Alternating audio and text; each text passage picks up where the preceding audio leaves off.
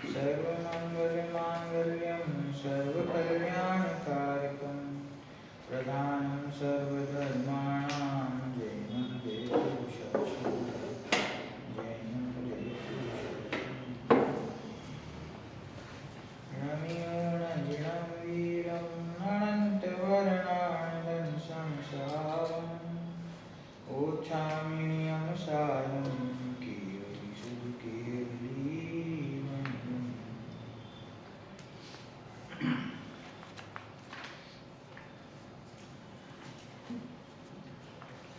नियमसार ग्रंथ जीव अधिकार पान नंबर 33 છે 33 23માં નંબરના કળશની આપણે ચર્ચા કરી 13મી ગાથા પછીનો આ શ્લોક છે અથવા કળશ છે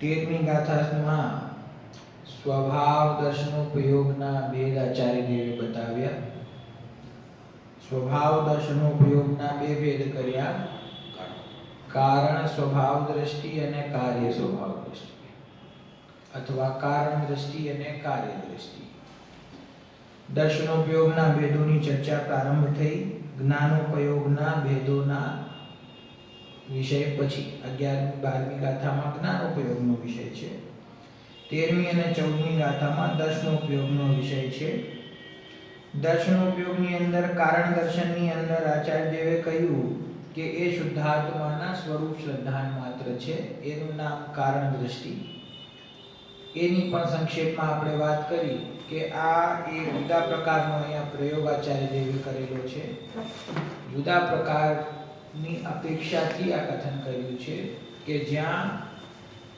दर्शनोपयोगनी अंदर एक भेद करीने कारण दर्शन अने कारण दर्शननी अंदर स्वरूप मात्रनी श्रद्धा दर्शनोपयोग चैतन्यनो व्यापार छे अने श्रद्धा गुण छे ते जुदो गुण छे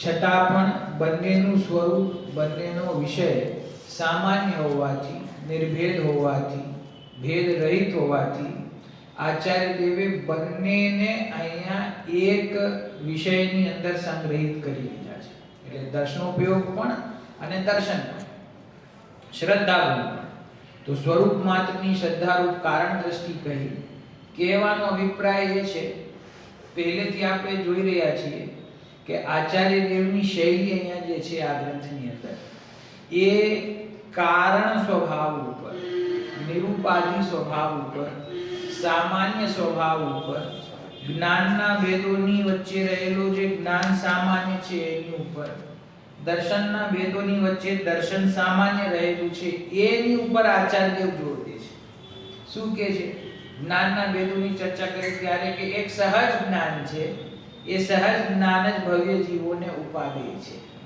बराबर छे अहींया जीव माटे पण कारण शुद्ध जीव प्रारंभ ग्रंथ ज्यांथी प्रारंभ थयुं छे तो प्रारंभ में कारण शुद्ध जीव और कार्य शुद्ध जीव है ने तो कार्य शुद्ध जीव तो जे अनंत सिद्ध परमात्मा थया तेमने कार्य शुद्ध जीव कह्या अने जे पोतानो त्रिकाળી रूप भगवान आत्मा छे जे परम पारनामी भावे रहेलो छे एने कारण शुद्ध जीव कह्यो तो आ प्रत्येक आचार्यनी पोतानी शैली होय छे वर्णन करवानी विस्तार करवानी एमा पद्म ब्रह्मचारी देवनी दृष्टिनु जे जोर छे ई जोर कारण शुद्ध जीव कारण ज्ञान कारण दर्शन ए प्रमाणे एने અત્યાર સુધીની ગાથાઓમાં અને કળશોની અંદર કારણ કહીને પોતાના ત્રિકાળ સ્વભાવની વાત કરી છે જે આશ્રય કરવા યોગ્ય પરમ ઉપાદેય વસ્તુ છે એની ચર્ચા કરી છે જ્યાં જ્ઞાન અને દર્શનના ભેદો આવ્યા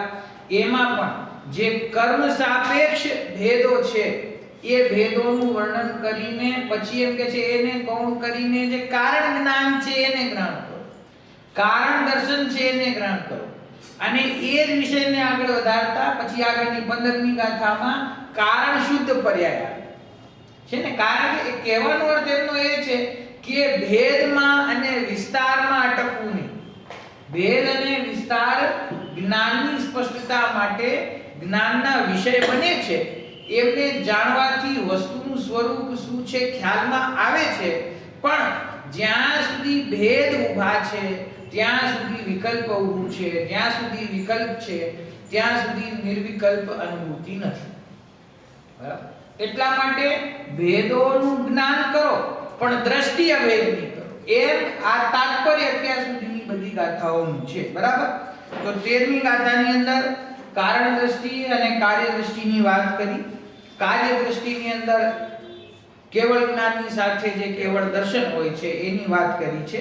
હવે આ કળશ આવ્યું 23મા નંબરનું, જેની અંદર એમ કહ્યું કે ખરેખર તો જ્ઞાન, દર્શન અને ચારિત્ર રૂપે પરિણમેલો જે પોતાનો એક ચૈતન્ય સામાન્ય આત્મા છે એ જ ખરેખર મુમુક્ષુઓ માટે મોક્ષની ઈચ્છા જેમને છે એવા ભવ્ય જીવો માટે મોક્ષનો પ્રસિદ્ધ માર્ગ છે. આ માર્ગ વિના મોક્ષ નથી. આ એક જ્ઞાન, દર્શન, ચારિત્ર સ્વરૂપ માર્ગ વિના બીજો કોઈ માર્ગ જગતમાં મોક્ષ પ્રાપ્તિનો છે નહીં. અને ગુરુદેવે ખુલાસો કરતા ત્યાં એ જ કહ્યું છે કે ભાઈ શુભ ભાવથી કોઈને મોક્ષની પ્રાપ્તિ નહીં થાય, વ્યવહારથી કોઈને મોક્ષની પ્રાપ્તિ નહીં થાય, ભેદનો આશ્રય કરીને કોઈને મોક્ષની પ્રાપ્તિ નહીં થાય. વ્યવહારથી મોક્ષની પ્રાપ્તિ નથી એટલે શું? ખરેખર તો જગતમાં વ્યવહાર નામની કોઈ વસ્તુ જ નથી. સમજી ગયા? વ્યવહારનો આશ્રય એટલે શું?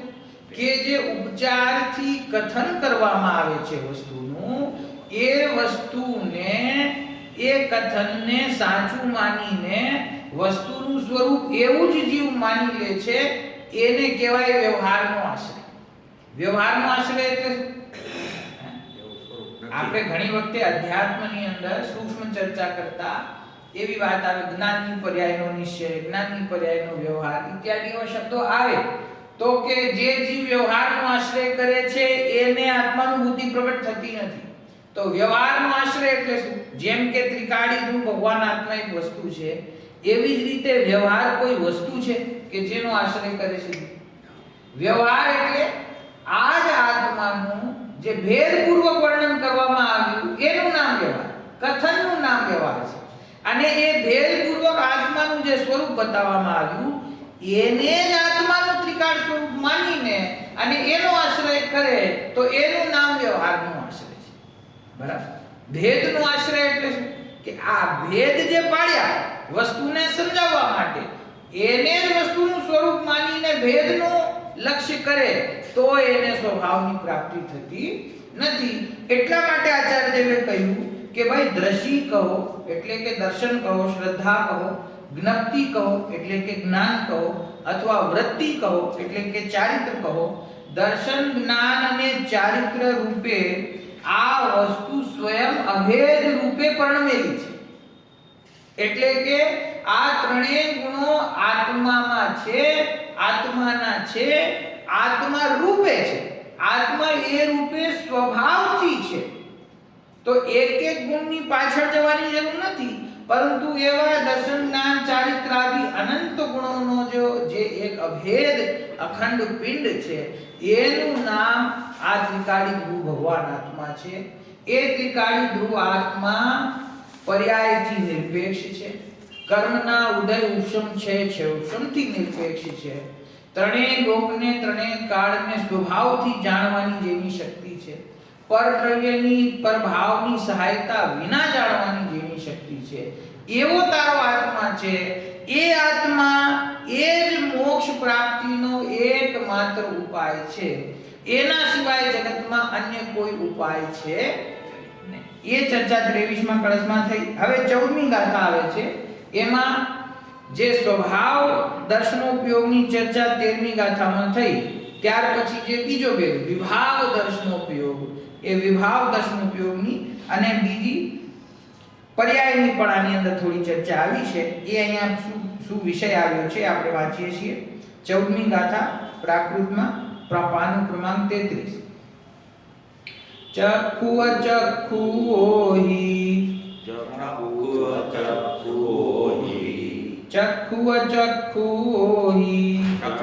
ચક્ષુઓહિ, તેન્ની વિભણિદં વિહાવદિઠ્ઠિતિ જીર્ણી વિહણિદં વિહાવદિઠ્ઠિતિ પજ્જાઓદુ વિયપો પચ્ચાઓ દુર્યપો સપરાવેખો યણિર્વેખો સપરાવેખો યણિર્વેખો અણિર્વેખો સપરાવેખો યણિર્વેખો સપરાવેખો યણિર્વેખો ચક્ષુ અચક્ષુ અવધિ ત્રણ દર્શન વિભાવિક છે કયા નિરપેક્ષ સ્વપરાપેક્ષ એ બે ભેદ છે પર્યાયના.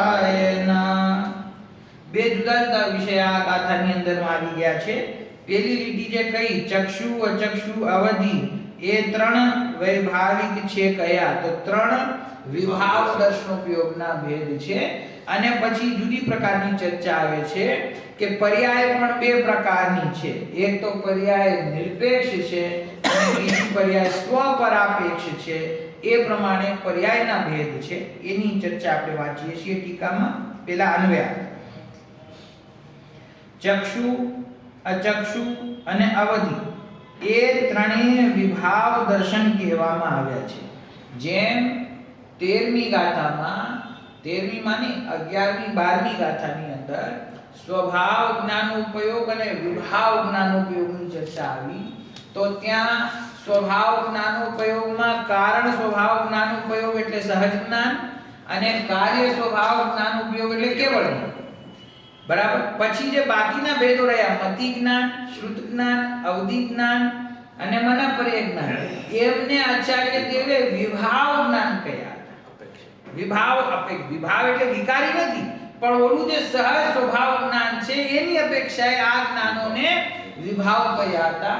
તેવી જ રીતે દર્શનોપયોગના ભેદ કરતા સ્વભાવ દર્શનોપયોગ અને વિભાવ દર્શનોપયોગ. સ્વભાવના બે ભેદ કારણ અને કાર્ય. બરાબર. અને ત્યાર પછી બાકીના જે ભેદ બાકી રહી ગયા ચક્ષુ દર્શન, અચક્ષુ દર્શન, અવધિ દર્શન, એને શેમાં લીધા? આ વિભાવ દર્શનોપયોગ. હજી ચોથા પ્રકારનું કયું છે કેવળ દર્શન. તો કેવળ દર્શનને વિભાવમાં કેમ ન લીધો? કારણ કાર્ય સ્વભાવ. એ તો કાર્ય સ્વભાવ દર્શનોપયોગ છે. વિભાવ રૂપે તો કેવળ જ્ઞાન હોતું જ નથી ને. એ તો પૂર્ણ શુદ્ધ પરિપૂર્ણ વસ્તુ છે, પરિપૂર્ણ દર્શન છે, સ્વભાવની પરિપૂર્ણ પ્રગટતા છે, તો એમાં વિભાવ નથી. આ ત્રણ જે બાકીના ભેદો રહી ગયા એમની ગણતરી આ વિભાવની અંદર કરવામાં આવી છે. વિભાવ દર્શનોપયોગમાં ચક્ષુ વિભાવ દર્શનોપયોગ, અચક્ષુ વિભાવ દર્શનોપયોગ, અવધિ વિભાવ દર્શનોપયોગ. અહીંયા વિભાવ જે છે એ આ ત્રણ અપેક્ષિત છે એટલે વિભાવ કીધા. અપેક્ષિત એટલે કે અપૂર્ણ છે. અપૂર્ણ છે. અપૂર્ણ છે. જેમ કે મતિ જ્ઞાન, શ્રુત જ્ઞાન, અવધિ જ્ઞાન, મનપર્ય જ્ઞાન એને વિભાવ કહ્યા. ત્યાં પણ એવો પ્રશ્ન થઈ શકે કે મનપર્ય જ્ઞાન છે, એ મનપર્ય જ્ઞાન તો તદ્ભવ મોક્ષગામી ભાવલિંગી નિરાજને જ પ્રગટ થાય છે. એની અંદર પણ વિભાવ પણ કંઈ છે નહીં. ભાઈ સંપૂર્ણપણે વિભાવ જ્ઞાન ઉપયોગ કયા હતા? કુમતિ, કુશ્રુત અને વિભાવ અથવા કુઅવધિ. તો ત્યાં કુમનપર્ય કેમ નથી કર્યું? કેમ કે મનપર્ય જ્ઞાન વિભાવ રૂપે હોતું જ નથી. સમજી ગયા? તો એવી જ રીતે અહીંયા એ આપણે અપેક્ષા સમજવાની છે કે કેવળ દર્શન છે એ વિભાવ રૂપે છે ને, અને ચક્ષુ અચક્ષુ અવધિને જે વિભાવ કહે છે એ શું કામ? અપૂર્ણ છે એટલા માટે. વા મધ્ય જે મનપર્ય જ્ઞાન છે તે અપૂર્ણ છે. તો મતિ, શ્રુત, અવધિ અને મનપર્ય એ ચાર સ્વભાવ વિભાવ જ્ઞાન ઉપયોગ કયા. કેવા કહે? સ્વભાવ વિભાવ જ્ઞાન ઉપયોગ. અને પછી બીજા પેરેગ્રાફમાં એમ કહ્યું કે ત્રણ પ્રકારના જ્ઞાન ઉપયોગ સર્વથા વિભાવ રૂપ છે. ઈ કુમતિ, કુશ્રુત અને કુઅવધિ. એવી જ રીતે જ્યાં સ્વભાવ વિભાવ જ્ઞાન ઉપયોગ હતા, એવી જ રીતે આ સ્વભાવ વિભાવ દર્શન ઉપયોગ છે. સમજી ગયા? તો હા, ચક્ષુ, અચક્ષુ અને અવધિ એ ત્રણેય વિભાવ દર્શન કહેવામાં આવ્યા છે. પર્યાય દ્વિવિધ છે. સ્વપરાપેક્ષ એટલે કે સ્વને પરની અપેક્ષાયુક્ત અને નિરપેક્ષ. પર્યાય બે પ્રકારની કઈ છે, એક તો નિરપેક્ષ છે અને બીજી કે જે સ્વ અને પરની અપેક્ષા સહિત છે. ટીકા: આ અશુદ્ધ દર્શનની તથા શુદ્ધ અને અશુદ્ધ પર્યાયની સૂચના છે. આ ગાથાની અંદર બે પ્રકારની સૂચના આવશે, બે પ્રકારની ચર્ચા આવશે. એક તો અશુદ્ધ દર્શનની અને બીજી શુદ્ધ તથા અશુદ્ધ પર્યાયની. જો શું કે છે, દર્શનોપયોગને સમજાવવા માટે મતિ જ્ઞાનનો ઉદાહરણ રાખ્યો છે, કારણ કે મતિ જ્ઞાન આપણને વધારે સ્પષ્ટતાથી સમજાય છે. જ્ઞાનોપયોગની જે પ્રવૃત્તિ છે, વ્યાપાર છે, જાણવું જાણવું જાણવું, એ આપણને ખ્યાલમાં આવે છે.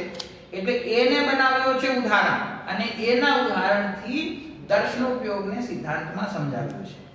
જેમ મતિ જ્ઞાનાવરણીય કર્મના ક્ષયોક્ષમથી જીવ મૂર્ત વસ્તુને જાણે છે, તેમ ચક્ષુ દર્શનાવરણીય કર્મના ક્ષયોક્ષમથી જીવ મૂર્ત વસ્તુને દેખે છે.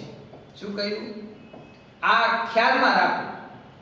દર્શનોપયોગની જ્યારે ચર્ચા આવે છે ત્યારે ઘડીએ વળીએ આપણા મુખમાં શબ્દ જાણવું જ આવે. જાણવું, નિરાકાર જાણવું. તો કે નિરાકાર જાણવું નથી હોતું, નિરાકાર દેખવું છે. દેખવું એટલે કે ભેદ રહિત સત્તા માત્રનું અવલોકન અથવા અવભાસન, કે વસ્તુ માત્ર છે, સત્તા છે, શું છે એ નથી ખબર, પણ સત્તા માત્ર વસ્તુ છે એનું જે અવભાસન થાય છે એને દર્શનોપયોગ કહેવામાં આવે છે. તો એને સમજવું કેમ? તો કહે છે કે જેમ મતિ જ્ઞાનાવરણીય કર્મના ક્ષયોક્ષમથી જીવ મૂર્ત વસ્તુને જાણે છે. મૂર્ત વસ્તુને જાણે છે એટલે શું? આ જે રૂપી પદાર્થ છે, રૂપી પદાર્થને આપણે ઇન્દ્રિયો દ્વારા જાણીએ છીએ ને, તો રૂપી પદાર્થને જ્યારે ઇન્દ્રિય દ્વારા જાણીએ ત્યારે ખરેખર બેકગ્રાઉન્ડમાં શું થઈ રહ્યું છે કે ત્યાં મતિ જ્ઞાનાવરણીય કર્મનો ક્ષયોક્ષમ પ્રગટ છે. એટલે કે મતિ જ્ઞાનાવરણીય કર્મ થોડું દબાયેલું અને થોડું પ્રગટ છે, બહુ સરળ ભાષામાં, બરાબર? તો એનું ક્ષયોક્ષમ હોવાથી આ પાંચ ઇન્દ્રિયો દ્વારા આપણને બાહ્ય વિષય જણાય છે. ખ્યાલ આવે છે?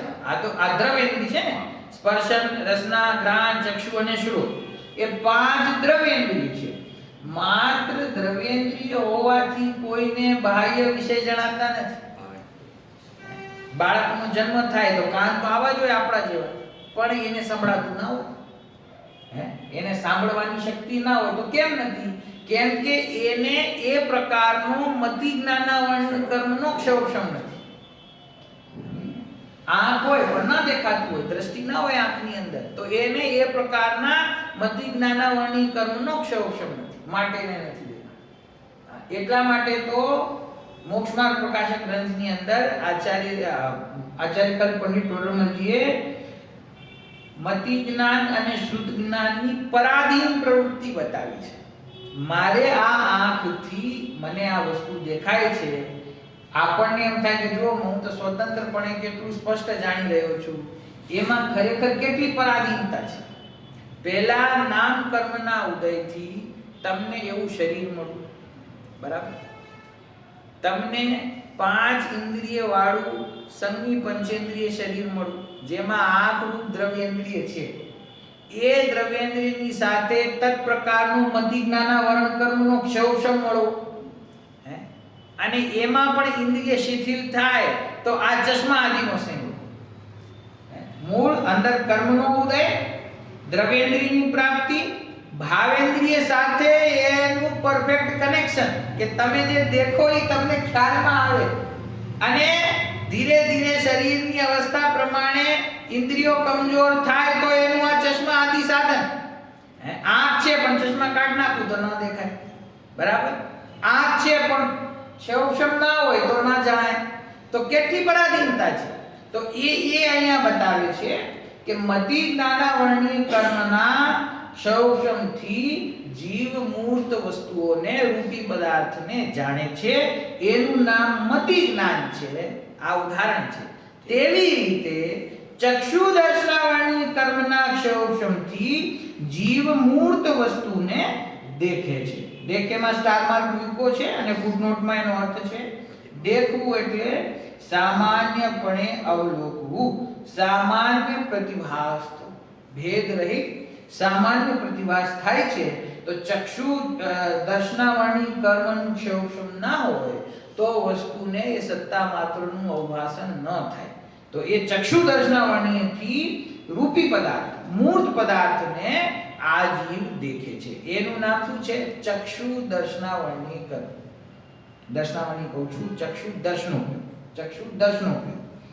જેમ શ્રુત જ્ઞાનાવરણી કર્મના ક્ષયોક્ષમથી જીવ શ્રુત દ્વારા દ્રવ્ય શ્રુતે કહેલા મૂર્ત અમૂર્ત સમસ્ત વસ્તુ સમૂહને પરોક્ષ રીતે જાણે છે, તેમ અચક્ષુ દર્શનાવરણી કર્મના ક્ષયોક્ષમથી જીવ સ્પર્શન, રસના, ઘ્રાણ અને શ્રોત્ર દ્વારા તેને યોગ્ય વિષયને દેખે છે.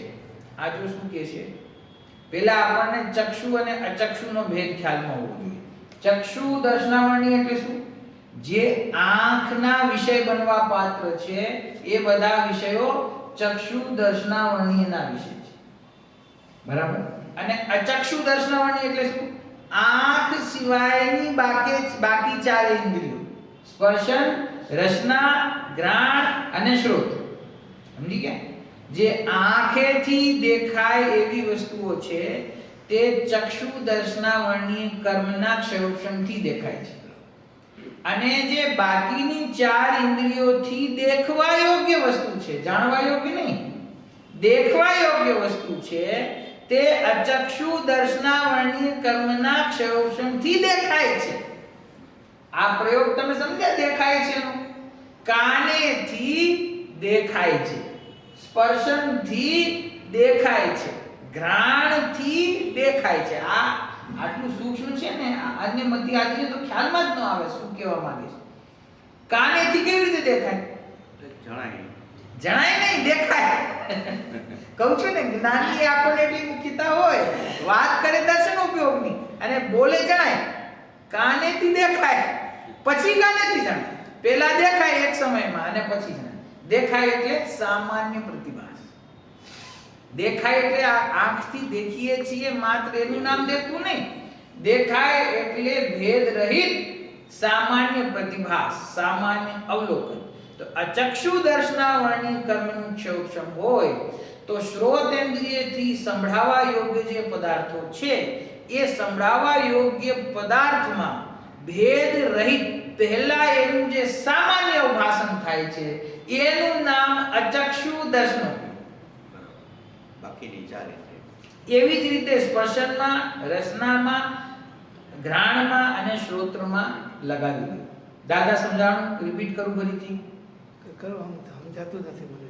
હા, જુઓ, પાંચ ઇન્દ્રિય છે ને આપણે, તો પાંચ ઇન્દ્રિયોથી આપણે વિષયોને જાણીએ છીએ. એ જાણવામાં જીનવાણીમાં ભેદ કરવામાં આવ્યો કે આ પાંચેય ઇન્દ્રિયોથી જ્યારે જીવ પદાર્થોને જાણે છે, પાંચ ઇન્દ્રિયના નિમિત્તથી પદાર્થોને જાણે છે, ત્યારે શબ્દ તો આપણે એવો વાપરીએ છીએ કે જાણે છે, પરંતુ ખરેખર ત્યાં બે કામ થઈ રહ્યા છે. જાણે છે અને દેખે છે. જાણે છે અને દેખે છે. જીવનો સ્વભાવ શું? જાણવું, દેખવું. જાણવું કે જાણવું, દેખવું? જાણવું, દેખવું. જાણવું એમ થાય કે આ જાણે છે. જાણે છે. જાણે છે શું કામ? કારણ કે જ્ઞાન છે એ વિશેષ છે.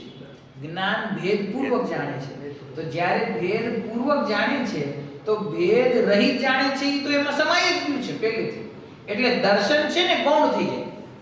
આત્માનું લક્ષણ ચૈતન્ય છે, આત્માનું લક્ષણ ઉપયોગ છે. અને જે ઉપયોગ છે એ બે ગુણથી મિશ્ર છે, જ્ઞાન ગુણ અને દર્શન. ખાલી જ્ઞાન ગુણ નથી, જ્ઞાન અને દર્શન, જ્ઞાનોપયોગ અને દર્શનોપયોગ. આત્માનો સ્વભાવ જ્ઞાન દર્શન, ખાલી જ્ઞાન નહીં, જ્ઞાન દર્શન. જાણવું ને દેખવું. જાણવું અને દેખવું. હવે જાણવું અને દેખવુંમાં શું ફરક છે? જો જાણવું અને દેખવું એ બંને આત્માના સ્વભાવ હોય તો એક ઇન્દ્રિયને એ સ્વભાવ પ્રગટ છે કે નહીં? છે. તો એને આંખ તો નથી, તો દેખે કેવી રીતે? બે ઇન્દ્રિય, ત્રણ ઇન્દ્રિય, જ્યાં સુધી ચોથી ઇન્દ્રિય પ્રગટ ન થાય અને તો 1, 2 ને 3 ઇન્દ્રિય વાળાને જાણવા દેખવાનું સ્વભાવ કેવી રીતે પ્રગટ છે? જીગરભાઈ લોજિક સમજાય છે? એક ઇન્દ્રિય વાળો વૃક્ષ છે ઈ દેખે કેવી રીતે?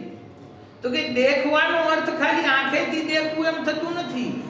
દેખવું એટલે કે ભેદ રહિત સામાન્ય અવભાસન, એનું નામ દેખવું છે. એટલે ઈ એક ઇન્દ્રિયથી લઈને સંજ્ઞી પંચેન્દ્રિય સુધીના સમસ્ત જીવોને સદાકાળ પ્રગટ છે. ખ્યાલ આવે? એ જ્ઞાનનો સ્વભાવના હિસાબે જ્ઞાનને હમણાં ભૂલી જાઓ. ભૂલી જાઓ. જ્ઞાનને ભૂલી જાઓ. જ્ઞાનની વાત પછી કરશું. અત્યારે આપણે વાત કરીએ છીએ દેખવાની. દેખવાનું. એ જાણવાનું જેમ મારો સ્વભાવ છે છે. એમ દેખવાનો પણ મારો સ્વભાવ છે. તો દેખવાનો સ્વભાવ છે એ કયા ગુણના કારણે કહેવામાં આવે છે? કે દર્શનોપયોગના કારણે કહેવામાં આવે છે કે જીવનો સ્વભાવ દેખવાનો છે. આંખોના કારણે નહીં. આંખથી દેખે છે માટે દેખવાનો સ્વભાવ છે એમ નહીં.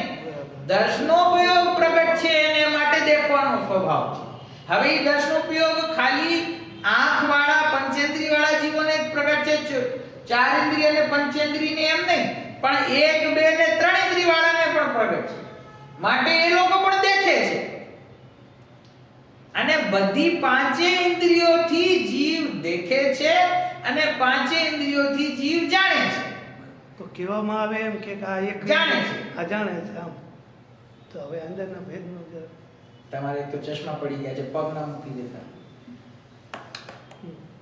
દેખવાન અહીંયા સમજવાનું શું છે? અહીંયા આચાર્યએ શું કહ્યું? અચક્ષુ દર્શનોપયોગનો વિષય શું કહ્યો? કે જેમ શ્રુત જ્ઞાનાવર્ણી કર્મના ક્ષયોપશમથી જીવ શ્રુત દ્વારા દ્રવ્ય શ્રુતે કહેલા મૂર્ત અમૂર્ત સમસ્ત વસ્તુ સમૂહને પરોક્ષ રીતે જાણે છે. એ તો પ્રોબ્લેમ એ છે કે ઉદાહરણ અઘરું છે. પહેલા ઉદાહરણ સમજવું પડે કે શું કહેવા માંગે છે.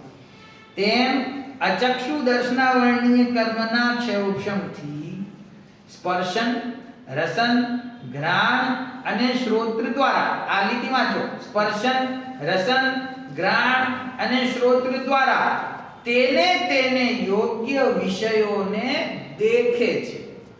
શું મતલબ થયું? સ્પર્શન ઇન્દ્રિય દ્વારા સ્પર્શન ઇન્દ્રિયને યોગ્ય વિષયને દેખે છે. રસના ઇન્દ્રિય દ્વારા એને યોગ્ય વિષયને દેખે છે. ઘ્રાણ ઇન્દ્રિય દ્વારા એને યોગ્ય વિષયને દેખે છે. હું બદલતો નથી શબ્દ. સ્પર્શન દ્વારા સ્પર્શ કરે છે એમ નહીં, દેખે છે. રસના દ્વારા રસને જાણે છે એમ નહીં, રસને દેખે છે. એ કેવી રીતે સંભવ છે? એ સંભવ છે. એ દર્શનોપયોગની જે પ્રવૃત્તિ છે એ સૂક્ષ્મ છે. એનો જે વ્યાપાર છે એ સૂક્ષ્મ છે. એટલે આપણને જલ્દીથી ખ્યાલમાં આવતો નથી. પણ સત્તા માત્રનો અવકાશ, ભેદ રહિત અવકાશ. તમે જીભ ઉપર ખાવાની વસ્તુ મૂકો, ઈ મીઠી છે, ખાટી છે, કેવી છે, એનું નામ તો મતિ જ્ઞાન છે.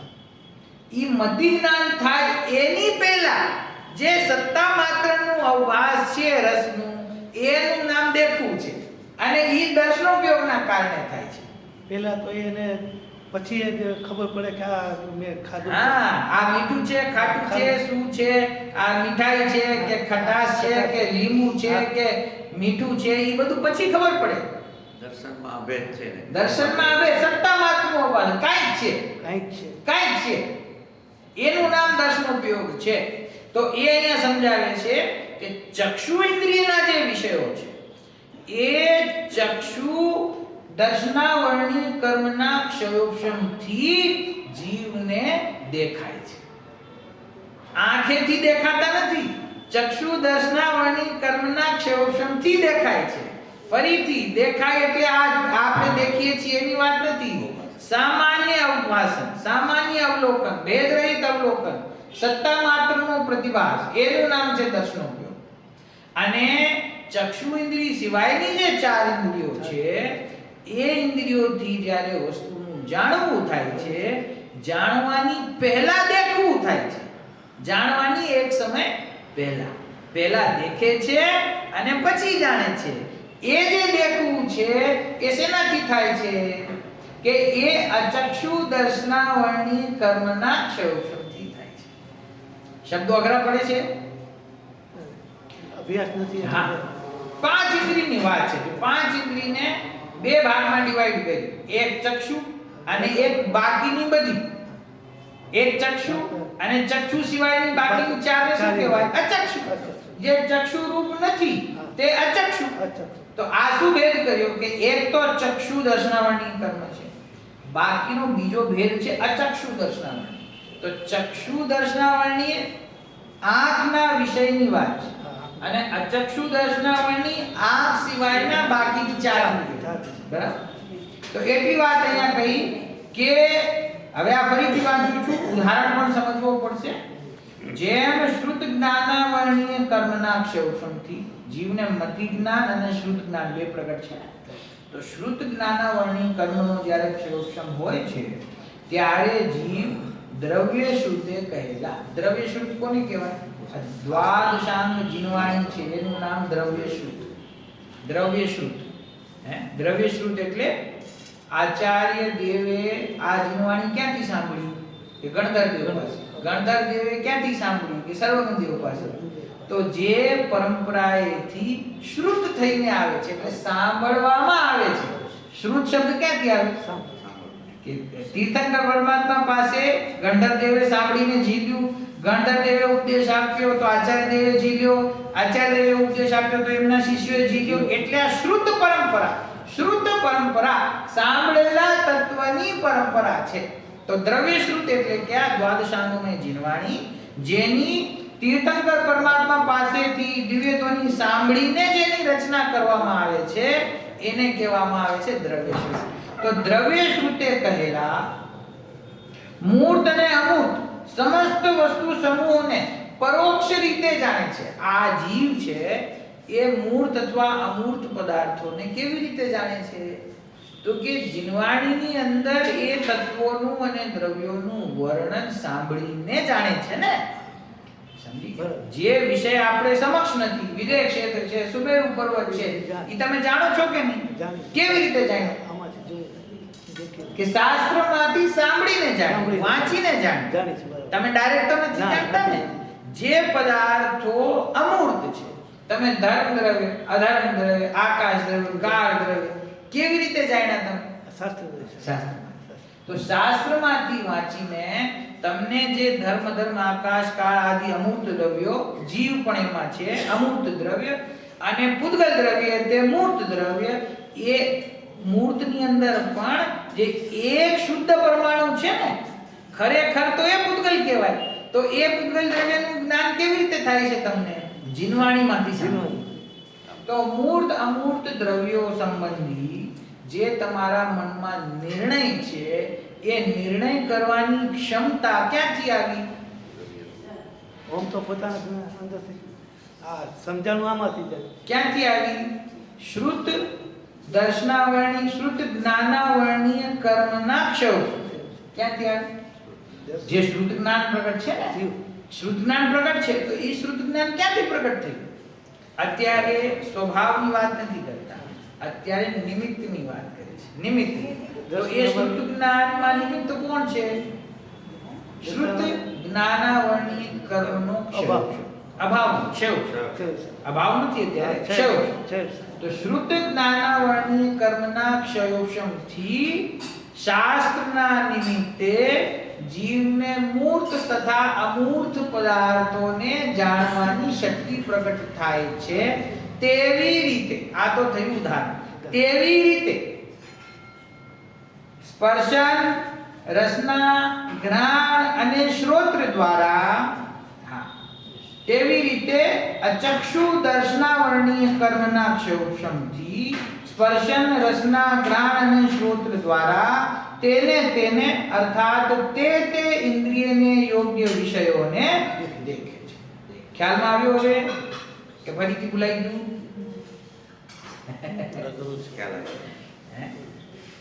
બહુ અઘરું નથી. નામ તો આપણને જો પાંચ ઇન્દ્રિયના નામ આવડે છે, મતિ શ્રુત જ્ઞાન ના નામ આપણને ખબર છે, પાંચ જ્ઞાનના નામ આપણને ખબર છે. પાંચેય જ્ઞાનો જે પ્રગટ થયા છે, થાય છે, તો મતિ જ્ઞાન, શ્રુત જ્ઞાન સર્વ સંસારી જીવોને પ્રગટ છે ને. તો એ કેવી રીતે પ્રગટ છે? તો જ્ઞાનાવરણી કર્મ અને દર્શનાવરણી કર્મનો ક્ષયોક્ષમ છે. ક્ષયોક્ષમ કોને કહેવાય? ક્ષય ને ઉપશમ. ક્ષય અને ઉપશમ બહુ સામાન્ય ભાષામાં સમજવું કે સર્વઘાતી પ્રકૃતિ હોય એનો ઉદયાભાવી ક્ષય છે અને બાકીની દેશઘાતી પ્રકૃતિઓનો ઉદય છે. બરાબર? એનું નામ છે અને એમાં સદ અવસ્થા રૂપ ઉપશમ. સદ અવસ્થા રૂપ ક્ષય ઉપશમ શબ્દ છે ને કે સર્વઘાતી પ્રકૃતિઓનો તો ક્ષય પાછો વિસ્તાર પાછો વધી ગયો અઘરું થઈ જાય. કર્મ છે ને એ ઘાતી કર્મો છે એની પ્રકૃતિ એટલે કે એના જે પ્રદેશ હોય ને એ પ્રદેશોમાં ફળ દેવાની શક્તિ જુદા જુદા પ્રકારની છે. સર્વઘાતી એટલે કે એમ સમજો કે જે બહુ તીવ્રતાથી જીવના ગુણો ઉપર આક્રમણ કરે છે એ ત્યાં સર્વઘાતી. અને દેશઘાતી એટલે કે જે મંદતાપૂર્વક આક્રમણ કરે છે એ થયા દેશઘાતી. દેશઘાતી એટલે આંશિક ઘાત કરવા વાળા અને સર્વઘાતી એટલે કે સંપૂર્ણપણે ઘાત કરનારા. બરાબર? તો એવી જ્ઞાનાવરણી કર્મ છે તો એના બે પ્રકારના પરમાણુ છે. એક જે તીવ્રતાથી જ્ઞાન ગુણનું ઘાત કરે છે, જ્ઞાન ગુણનું એટલે કે એની પર્યાય ગુણનું નહીં, અને દેશઘાતી એટલે કે જે મંદતાથી ઘાત કરે છે. તો આપણને અત્યારે જ્ઞાન તો પ્રગટ છે ને, તો કેટલું જ્ઞાન પ્રગટ છે? લોકાલોક જણાય છે? લોકાલોક નથી જણાતું. કેમ નથી જણાતું? કેમ કે એ જે જ્ઞાનાવરણીય કર્મ છે એનો ઘાત તમારા જ્ઞાન ગુણની પર્યાય ઉપર ચાલુ છે. ઘાત ચાલુ છે. કેટલો ઘાત ચાલુ છે? જો સર્વઘાતી પ્રકૃતિઓનો ઉદય હોય તો તમે કાંઈ ન જાણી શકો. જ્ઞાન હોવા છતાં ન જાણી શકો. કેમ કે સર્વઘાતી પ્રકૃતિઓનો ઘાત ચાલુ છે. તો આ જે જણાય છે એ કેવી રીતે જણાય છે? થોડોક ઉઘાડ અને થોડોક ઉઘાડ નહીં. તો જે સર્વઘાતી પ્રકૃતિઓ છે ને એનું શું થયું છે? ઉદયાભાવી ક્ષય. ઉદયાભાવી ક્ષય એટલે કે ઉદયમાં નથી એનું નામ જ ક્ષય છે. ઉદયના અભાવનું ક્ષય છે. ઉદયના અભાવ એટલે સત્તામાં તો છે પણ ઉદયમાં આવી નથી. ઉદયમાં આવી નથી, સત્તામાં પડી છે. સત્તામાં છે. બહુ જો સમજો, જેમ કે કોઈ વ્યક્તિને કેન્સર થાય તો ઘણી વખત એવું બને છે કે 2 વર્ષ સુધી 5 વર્ષ સુધી ખ્યાલમાં જ ના આવે. એ અંદર ધીરે ધીરે ચાલુ થઈ ગયું છે પણ ખ્યાલમાં ના આવે. ખ્યાલમાં ક્યારે આવે? અચાનક એક દિવસ તબિયત બગડે અને ડોક્ટરને દેખાડવા જાય અને એમ કે તમને તો 5 વર્ષથી છે. 5 વર્ષથી છે. તો એ જે કેન્સરના રોગના જે નિષેકો કહો, પરમાણુ કહો, જે કાંઈ કહો, શરીરમાં ક્યારથી છે? 5 વર્ષથી છે. દબાયેલા છે. હજી એ ઉદયમાં આવ્યા નથી. બરાબર? તો ઉદયાભાવી છે એ આગળ જઈને ઉદયમાં આવશે 5 વર્ષ પછી. પણ અત્યારે શું છે? ઉદયના અભાવ રૂપ છે. તો ઉદયનો અભાવ એનું જ નામ છે. ઉદયમાં નથી એનું નામ છે. અંદર પડેલા છે, ઉદયમાં નથી. એનો જ સદ અવસ્થા રૂપ ઉપશમ. ક્ષયોપશમ શબ્દ છે ને, સદ અવસ્થા રૂપ ઉપશમ. તો સદ અવસ્થા રૂપ ઉપશમ એટલે શું? એનો અર્થ એ છે કે અમુક કાળ સુધી દબાયેલા રહે છે પછી ધીરે ધીરે ઉદયમાં આવે છે. અને શરૂઆતમાં થોડી તબિયત ખરાબ થવાની ચાલુ થઈ એનો અર્થ શું? દેશઘાતી પ્રકૃતિઓનો ઉદય. સમજી ગયા? દેશઘાતી પ્રકૃતિઓનો ઉદય એનું નામ છે ક્ષયોપશમ. પછી ધીરે ધીરે જેમ એનો ઉદય વધતો જાય એમ તબિયત બગડતી. તો અત્યારે આપણને જે જ્ઞાન પ્રગટ છે એ પ્રગટ જ્ઞાન વધારે છે કે અપ્રગટ જ્ઞાન વધારે છે? સમજવા ખાતર બરાબર. પ્રગટ જ્ઞાન કેટલું છે? આટલું કેટલું કે આ દીવારની પાછળ બહાર શું થઈ રહ્યું છે એ તમને અત્યારે નથી દેખાતું. તમને કેટલું દેખાઈ રહ્યું છે અત્યારે? આટલું મર્યાદિત, અત્યંત મર્યાદિત.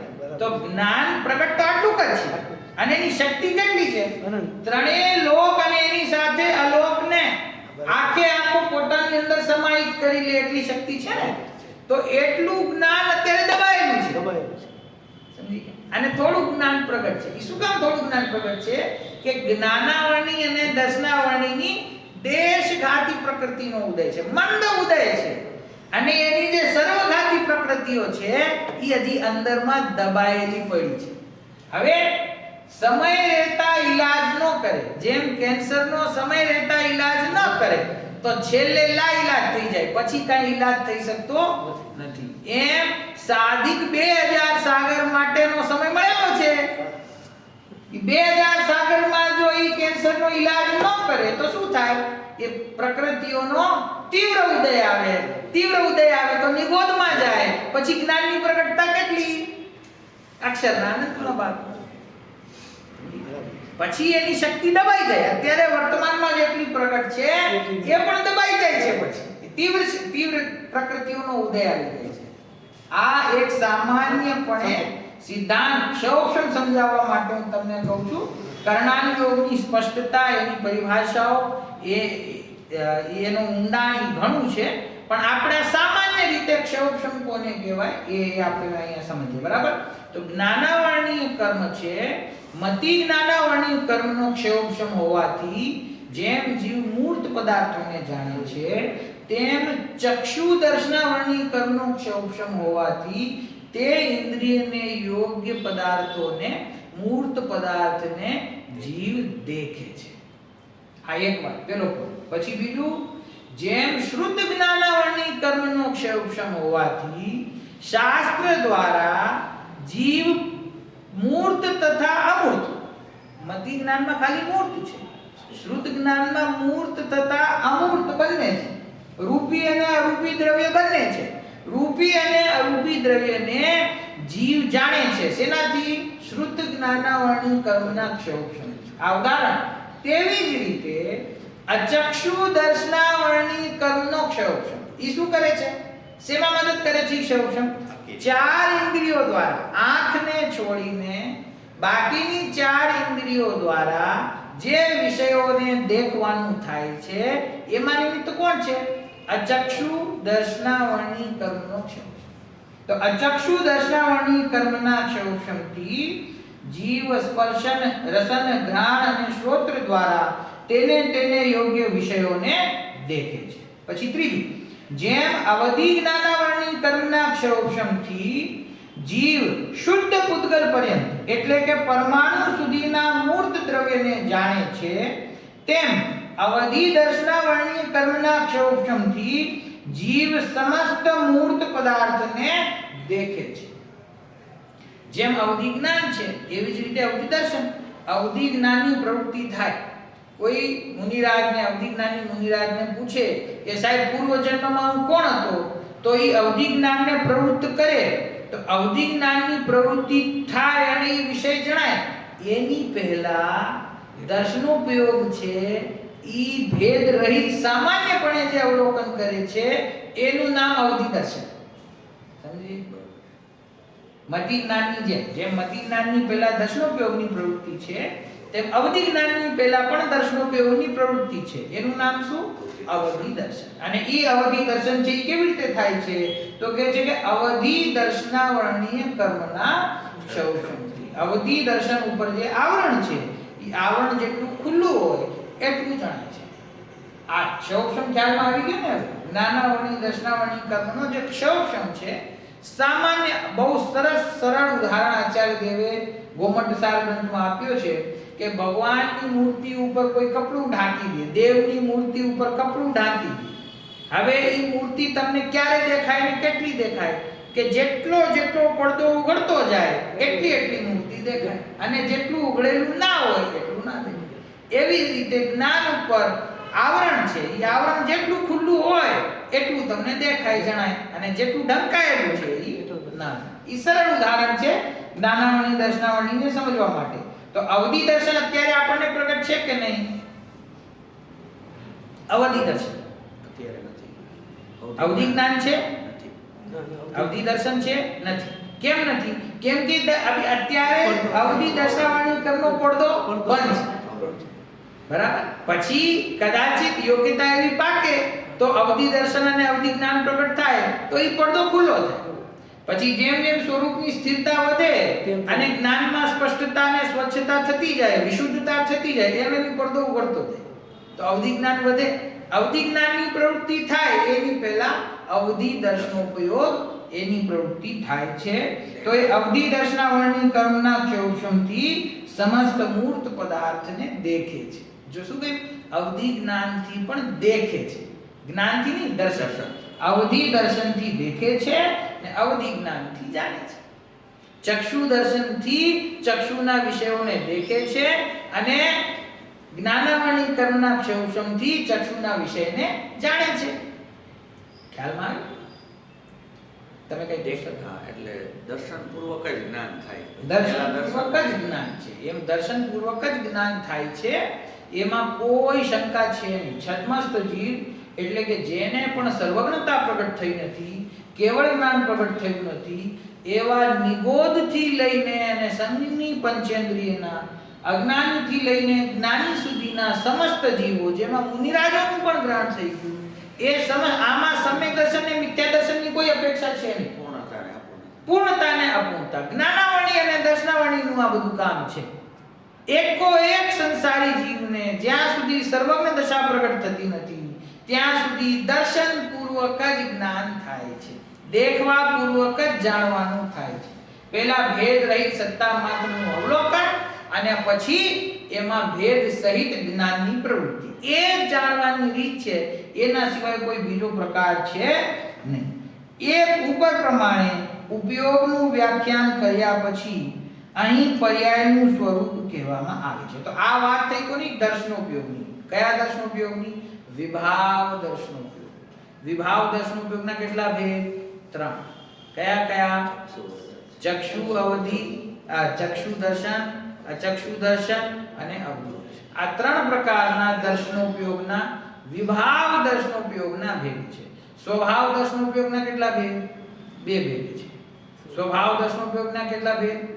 2.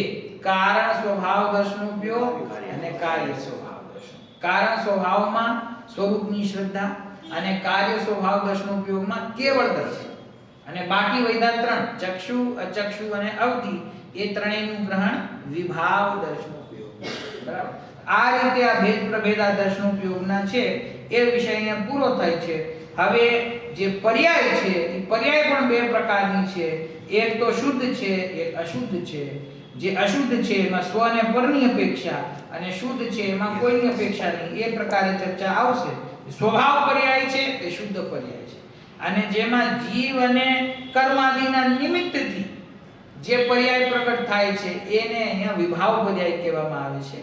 એની ચર્ચા આપણે કાલે લેશું. અત્યારે સમય થઈ ગયો છે.